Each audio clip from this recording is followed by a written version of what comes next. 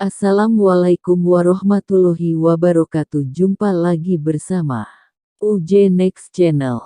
Kisah iblis dan orang beriman yang bodoh. Iblis lebih takut kepada orang yang berilmu dibanding ahli ibadah. Diriwayatkan bahwa seseorang ahli ibadah dari kalangan Bani Israel beribadah kepada Allah Subhanahu wa Ta'ala di biaranya yang terletak di atas gunung. Pada suatu hari sebagaimana bisa dia keluar dari tempat ibadahnya untuk berkeliling merenungkan kekuasaan Allah Subhanahu wa Ta'ala di sekitar tempat ibadahnya. Di sela-sela dia berkeliling ini, dia melihat di jalan sesosok manusia yang menebarkan bau tidak sedap darinya. Ahli ibadah itu berpaling menuju ke tempat lain, sehingga dia terlindungi dari tercium bau ini. Ketika itu setan menampakkan diri dalam bentuk seorang laki-laki solih yang memberi nasihat. Setan berkata kepadanya, "Sungguh amal-amal kebaikanmu telah menguap, sirna, dan persediaan amal kebaikanmu tidak dihitung di sisi Allah Subhanahu wa Ta'ala." Lantas si ahli ibadah persediaan amal kebaikanmu tidak dihitung di sisi Allah Subhanahu wa Ta'ala. Lantas si ahli ibadah bertanya, "Mengapa?" Dia menjawab, "Karena engkau enggan mencium bau anak cucu Adam semisal kamu." Ketika wajah si ahli ibadah terlihat sedih, setan pun pura-pura merasa kasihan dan memberinya nasihat, "Jika engkau ingin agar Allah Subhanahu wa Ta'ala mengampuni kesalahanmu, saya akan memberi nasihat kepadamu agar engkau mencari tikus gunung. Lalu engkau gantungkan tikus itu di lehermu seraya beribadah kepada Allah Subhanahu wa Ta'ala sepanjang hidupmu." Si ahli ibadah yang bodoh ini pun melaksanakan nasihat setan yang sengaja mencari kesempatan ini. Selanjutnya, si ahli ibadah memburu tikus gunung. Dia pun terus-menerus beribadah dengan membawa najis dari 60 tahun sampai dia meninggal dunia, semua ibadahnya pun tidak sah. Terdapat riwayat bahwa Nabi Shallallahu Alaihi Wasallam bersabda mengomentari kisah tersebut, "Suatu masalah ilmiah atau majelis ilmu lebih baik daripada beribadah 60 tahun. Diriwayatkan dari Syekh Abdul Qadir Al-Jailani rahimahullah bahwa pada suatu hari beliau sedang berjalan di tempat lapang, tiba-tiba muncul cahaya terang di ufuk, kemudian dia mendengar suara memanggil, "Wahai Abdul Qadir, saya adalah Rabb-mu. Sungguh, telah aku halalkan untukmu semua hal-hal yang haram." Lantas Abdul Qadir berkata, "Enyahlah kau, wahai makhluk terkutuk." Seketika itu, cahaya tersebut berubah menjadi gelap. Tiba-tiba muncul suara mengatakan, "Wahai Abdul Qadir, sungguh, engkau telah selamat dariku lantaran pengetahuanmu tentang Rabb-mu dan ilmu fikihmu. Sesungguhnya aku telah menyesatkan 70 orang dari kalangan ahli ibadah senior dengan cara seperti ini. Seandainya tidak karena ilmu, pastilah aku dapat menyesatkanmu seperti mereka." Diriwayatkan bahwa Nabi Isa alaihissalam pada suatu hari berdiam di atas gunung. Lantas iblis mendatanginya dan berkata kepadanya, "Bukankah engkau mengatakan bahwa manusia yang telah dikehendaki mati oleh Allah Subhanahu wa Ta'ala, pastilah dia mati?" Nabi Isa alaihissalam menjawab, "Iya." Iblis bertanya lagi, "Kalau tidak?" Dia menjawab, "Tidak akan mati." Ketika itu iblis laknat Allah atasnya berkata kepada Nabi Isa alaihissalam, "Kalau demikian, lemparkanlah dirimu dari atas gunung. Apabila Allah Subhanahu wa Ta'ala menghendaki engkau mati, amak engkau akan mati. Dan jika dia tidak menghendaki, maka engkau tidak akan mati." Lantas Nabi Isa berkata kepadanya, "Enyahlah kau, wahai makhluk terkutuk. Sesungguhnya Allah lah yang menguji hambanya. sedangkan hambanya tidak berhak mengujinya. Diriwayatkan bahwa Imam Syafi'i pada suatu hari sedang duduk di majelis pengajiannya. Tiba-tiba iblis laknat Allah untuknya ikut duduk di antara murid-murid Imam Syafi'i dalam rupa seorang laki-laki seperti mereka. Kemudian dia mengajukan pertanyaan sebagai berikut, bagaimana pendapatmu mengenai zat yang menciptakanku sesuai kehendaknya dan dia menjadikanku sebagai hamba sesuai kehendaknya? Setelah itu, jika dia berkehendak, dia memasukkanku ke dalam surga. Jika dia berkehendak, dia memasukkanku ke dalam neraka. Apakah dia berbuat adil atau berbuat zalim dalam hal tersebut? Berkat cahaya dari Allah Subhanahu wa Ta'ala, Imam Syafi'i dapat mengenali iblis. Lantas beliau menjawabnya dengan mengatakan, "Hai kamu, jika dia menciptakanmu sesuai apa yang engkau kehendaki, maka dia berbuat zalim kepadamu. Jika dia menciptakanmu sesuai apa yang dia kehendaki, maka Allah Subhanahu wa Ta'ala tidak ditanya tentang apa yang dikerjakannya." Diriwayatkan bahwa seorang laki-laki dari kalangan Bani Israel berpuasa selama 70 tahun. Setiap tahunnya hanya 7 hari dia tidak berpuasa. Lantas dia memohon kepada Allah Subhanahu wa Ta'ala agar diperlihatkan bagaimana setan menggoda manusia.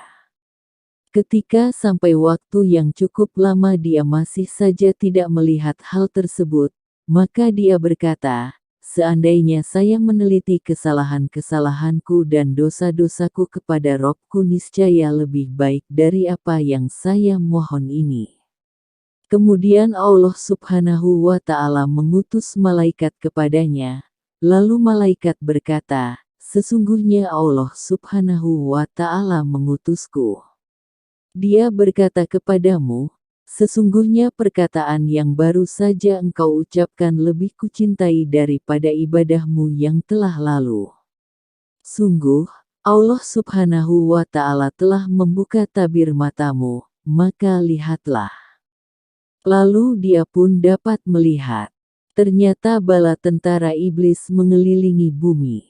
Dengan demikian, tidak ada seorang pun melainkan dikerubuti setan sebagaimana lalat mengerubuti bangkai.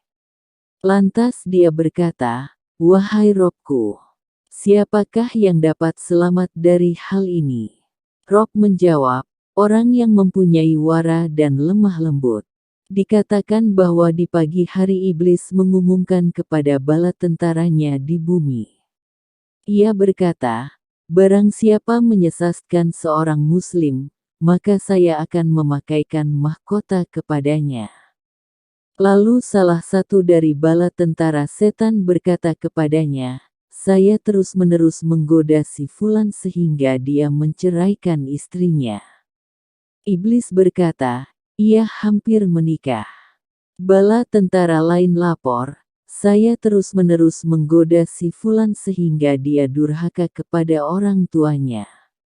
Iblis berkata, "Dia hampir berbakti kepada kedua orang tuanya." Bala tentara lain lagi berkata, "Saya terus-menerus menggoda si Fulan sehingga dia berbuat zina." Iblis berkata, "Bagus kamu." Bala tentara lain lagi berkata, "Saya terus-menerus menggoda si Fulan sehingga dia minum arak." Iblis berkata, "Bagus kamu." Bala tentara lain lagi berkata, "Saya terus-menerus menggoda si Fulan sehingga dia membunuh." Iblis menjawab, "Bagus, kamu." Dikatakan bahwa setan berkata kepada seorang perempuan, "Kamu adalah separuh dari bala tentaraku. Kamu adalah anak panah yang saya lemparkan yang tidak akan pernah meleset. Kamu adalah tempat rahasiaku.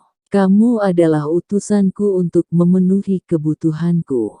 Al-Hasan menceritakan bahwa ada sebuah pohon yang disembah selain Allah Subhanahu wa Ta'ala.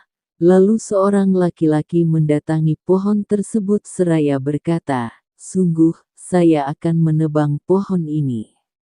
Dia datang untuk meneapkan pohon ini dengan penuh amarah murni karena Allah Subhanahu wa Ta'ala.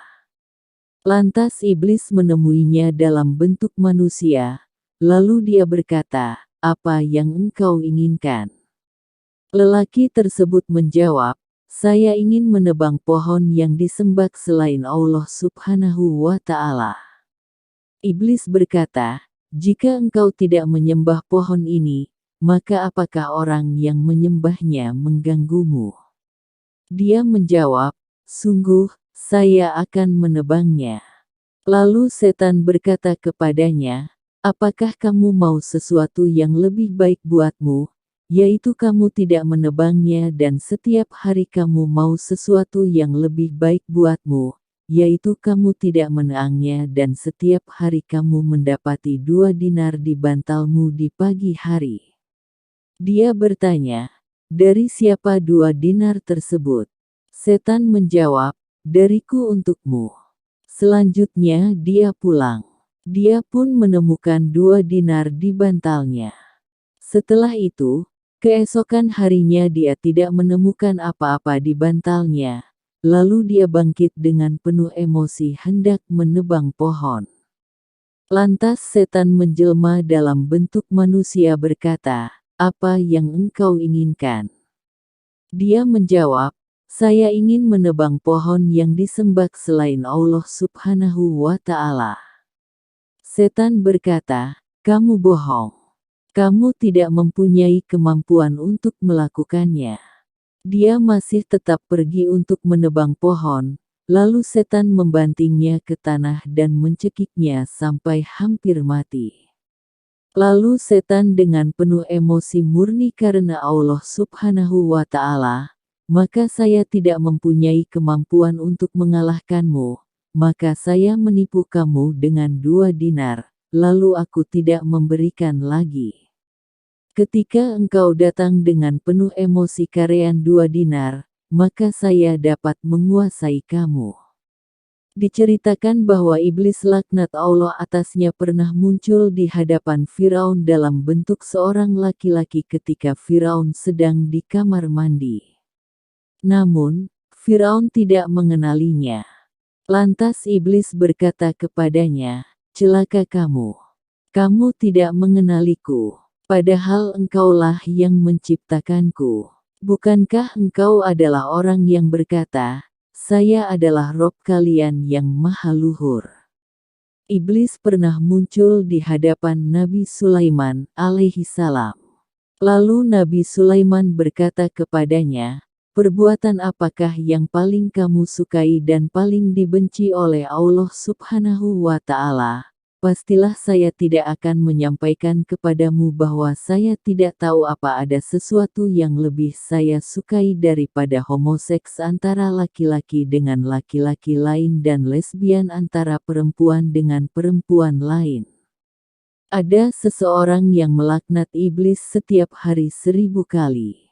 Pada suatu hari ketika dia sedang tidur, dia didatangi seseorang yang membangunkannya. Dia berkata kepadanya, "Bangunlah, dinding ini akan roboh menimpamu." Lalu orang tersebut berkata kepadanya, "Siapakah Anda? Kenapa Anda merasa kasihan kepada saya seperti ini?" Ia menjawab, "Saya adalah iblis." Dia berkata kepada iblis, "Bagaimana bisa seperti ini padahal saya melaknatmu setiap hari 1000 kali?" Iblis berkata, "Hal ini lantaran saya tahu kedudukan orang-orang yang mati syahid. Makanya, saya khawatir kamu termasuk di antara mereka sehingga engkau memperoleh kedudukan seperti mereka."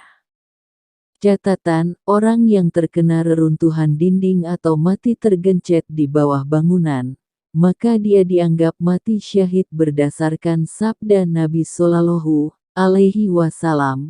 Orang-orang yang mati syahid ada 5, yaitu orang-orang yang terkena penyakit pes, orang yang sakit perut, orang yang tenggelam, orang yang tertimpa reruntuhan, dan orang yang mati syahid di jalan Allah Subhanahu wa Ta'ala. Hari Muslim. Wallahu a'lam bishshawab.